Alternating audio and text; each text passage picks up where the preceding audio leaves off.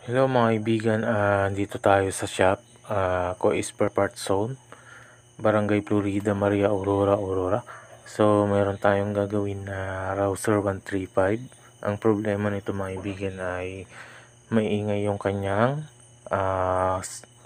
engine, yung parting taas dito sa kanyang block, pati cylinder head. So, doon ko naririnig yung ingay niya mga kaibigan. So ayun guys, mag-share tayo sa mga kaibigan natin na may mga Rouser 135.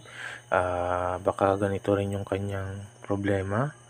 So pag-uusapan natin to mga kaibigan, yung pag-ingay ng kanyang cylinder head ng Rouser 135. So ito yung ingay niya guys. Ewan ko kung manonotice nyo sa video yung kanyang ingay. Pakinggan natin.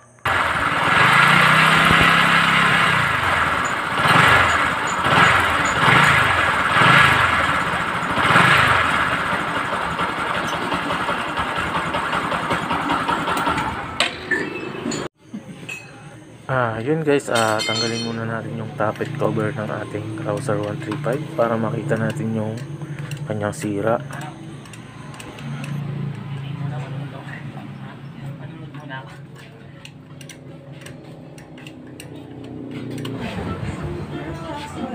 Yan mga kaibigan, nabuksan na natin. Bali, i-check natin yung bearing na ito. Tatanggalin natin tong cam gear. May bearing tong dalawa sa loob. Yun yung unang nagiging problema ng Rouser 135. So yun din yung check natin. So yun guys, hindi na natin kailangan tanggalin yung cylinder head para mapalitan natin yung bearing nito. Ang gagawin nyo lang mga kaibigan ay tatanggalin nyo tong cam gear. Tapos mabubunot na natin yan.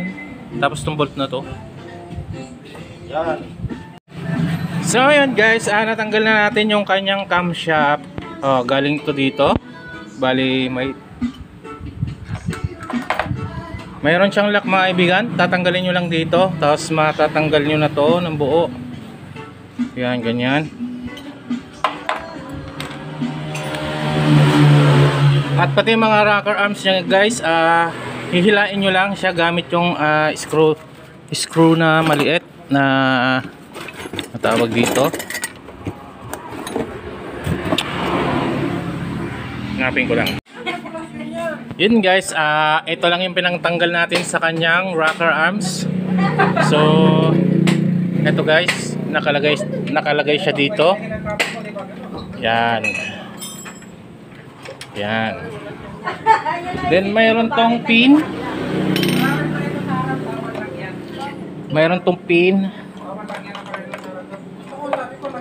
Yan guys, meron siyang pin. Nakakalagay ito dito. Yan, may kanyang pin. So nakalagay ito dito, tapos nakapasok siya doon. Yan. Bali ang gagawin nyo guys, lalagyan nyo lang nito ng mga 5mm to, 5mm. Lalagay nyo dito. Yan. Baliktad siya.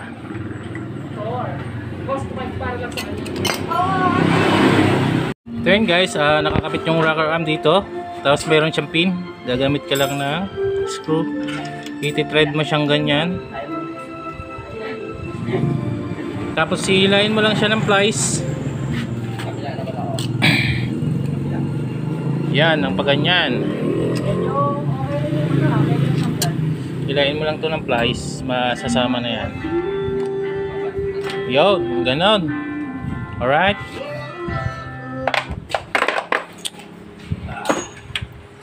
Yan, sasama na yan. Yung camshaft naman guys, mayroon lang tong lock. Lock siya dito. Pag tinanggal nyo yung lock, matatanggal na rin yung camshaft. Ito, dito ito nakalagay. Yan. Natanggal na yan. So ang naging problema niya mga kaibigan ay yung kanyang rocker arms. Ito. Gumagalaw na to. Ito guys. Ito yung pangunahing nagiging problema ng mga Rouser 135. Tapos yung kanyang bearing. So yun guys. Bali okay pa yung kanyang makina. So yung head lang ang naging problema, yung kanyang rocker arms. So dyan muna kayo. Maghanap lang kami ng pyesa. Okay. So yun guys, nakabili na tayo ng bagong rocker arm. Yan. So ito guys, hindi naman siya original pero quality naman to. Wala tayong pambili ng original. So try muna natin to.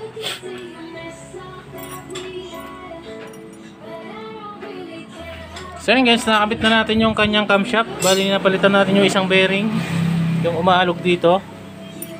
Ito yun guys, napalitan na natin ng bago. So wag nyo kakalimutan ilagay yung kanyang circlip lock. Ayan, lagay natin.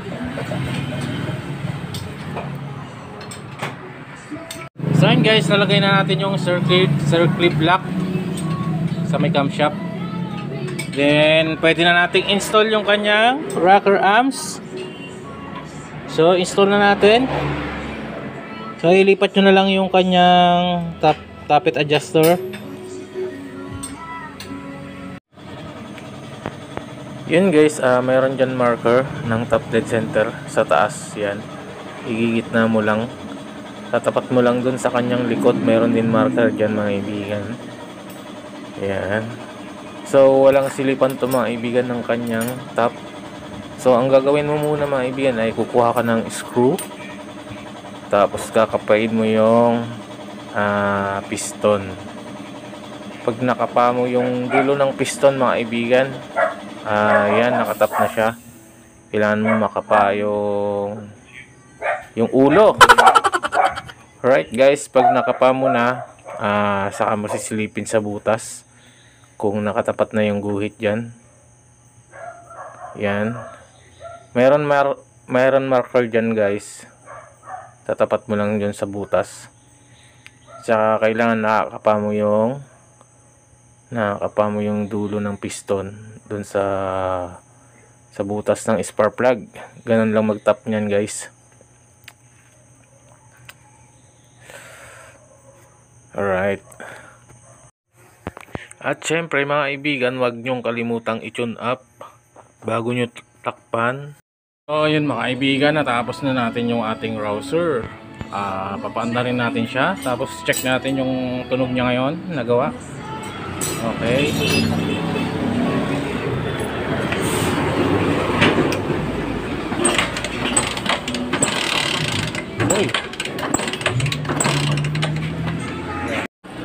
So ayan guys, umaandar na yung ating Rouser 135. So ito na yung kanyang tunog ngayon kumpara kanina. Okay. So mga kaibigan, dito na tatapos yung ating video. Mag-subscribe na lang kayo sa ating channel. Tapos hit nyo na rin po yung ating notification bell para lagi po kayong updated sa mga video natin na i-upload pa. Alright.